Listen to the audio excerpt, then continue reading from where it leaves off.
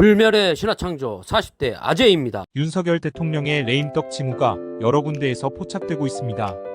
첫 번째로 대통령 주위에 사람이 없습니다. 그 이유는 대통령이 참모들에게 말을 너무 함부로 한다고 합니다. 윤석열 대통령의 입에서 거친 표현이 자주 나오다 보니 참모들이 가까이 가지 않으려고 한답니다. 이와 관련된 영상 보시겠습니다. 다는 건 책임이잖아요, 사실은. 네. 우리가 그만큼 못했다. 그렇죠. 근데 제가 상상컨대는 좀 빙의를 가끔 밤에 혼자 빙의를 해보는데 네. 이게다. 이게 탈취해야 된다. 야, 이번 기회다. 몇 번 그러잖아요. 그럼 우리 수석님한테 수석하세요. 청와대 수석하세요. 용산 수석하세요. 그러면 싫어요라고 할 수 없으니까 대부분 해요. 근데 와서 몇 번 하다 보니까 이거 XX 막 이렇게 들리고 난리 나고 막 완전히 저기 용만 뒤지기 바쁜데 욕먹고. 들은 얘기를 다 할 수는 없지만 다 할 수는 없어. 너무 버럭버럭 화를 내셔가지고 쌍 거의 욕설 수준의 얘기가 나온다는 본인 얘기에 이거 입맛에 맞지 않으면은 이준석 대표도 그런 이야기 했잖아. 예. 사석에서 이 땡땡 저 땡땡 이야기를 한다고. 아니 그러니까 그러면은 그냥 참모들은 입을 다물 수밖에 없습니다. 누가 이거는 대통령의 문제니까 정말로 내가 어제 그거를 보면서 심증이 확신으로 변했어요 진짜. 이거는 그러니까 이런 얘기까지 이제 나오는 이유가 있는 거니까 탄핵이 경제다. 탄핵이 민생이다. 번째로는 검찰 내부에서 반란 조짐이 보인다고 합니다. 차기 중앙지검장 임명에 대해 김건희를 잘 보호할 수 있는 인물을 내세우려고 하는 대통령실과 검찰 조직을 보호하기 위해 김건희를 수사해야 한다는 세력들 간의 다툼 조짐이 보이고 있다고 합니다. 검찰권으로 대통령의 자리를 차지한 윤석열은 검찰 내부의 반란으로 자리를 보전받지 못할 위험에 처해 있습니다. 이에 대해 조국혁신당 조국 대표의 말씀을 들어보도록 하겠습니다. 검찰 관련해서 여러 가지 제보도 있지 않습니까? 검찰 내부의 분위기라든가. 네, 실제 있습니다. 그렇죠, 있고요. 대체로 검찰 내부의 분위기는 어떻답니까?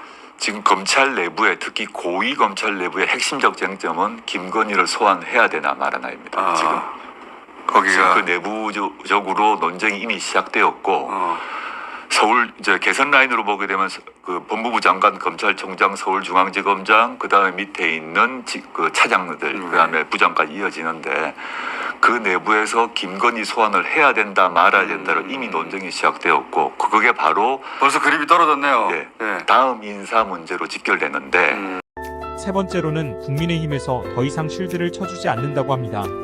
아시다시피 윤석열이 뭔가 잘 못을 하면 국민의힘에서 개떼처럼 달려들어 방어하던 모습이 총선 이후에 사라지고 있다고 합니다. 국민의힘 일부 의원들은 더 이상 윤석열의 눈치를 볼 필요가 없다고 판단하고 있는 듯합니다. 안철수, 김재섭, 김용태 등 일부 의원들 최근 인터뷰 내용을 보시면 판단이 되실 겁니다. 네 번째, 모두 자진 사퇴하는 게 맞다고 봅니다. 사실 지금 자진 사퇴도 저는 만시지탄인데요.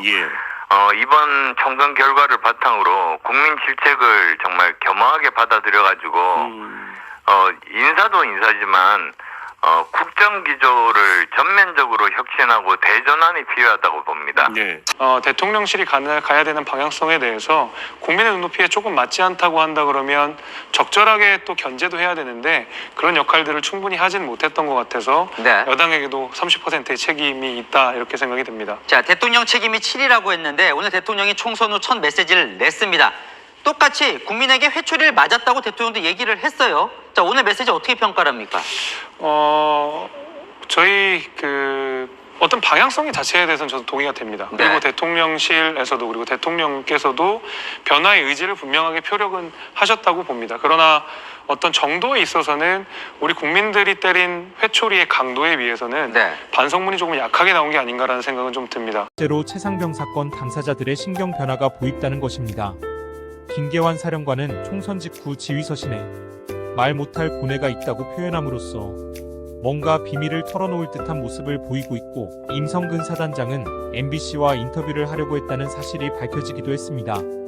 최상병 사건은 윤석열의 아킬레스건이 될 것이 유력해 보입니다. 관련 영상을 보시겠습니다. 해병대 사령관이 총선 직후 의미심장한 내용의 지휘서신을 장병들에게 보낸 것으로 확인됐습니다. 김계현 사령관은 말 못하는 고뇌만 가득하다며 심경을 토로했는데 이를 두고 다양한 해석이 나옵니다. 조재영 기자입니다. 총선이 끝난 바로 다음 날 김계환 해병대 사령관이 내부 전산망을 통해 장병들에게 지휘 서신을 보냈습니다.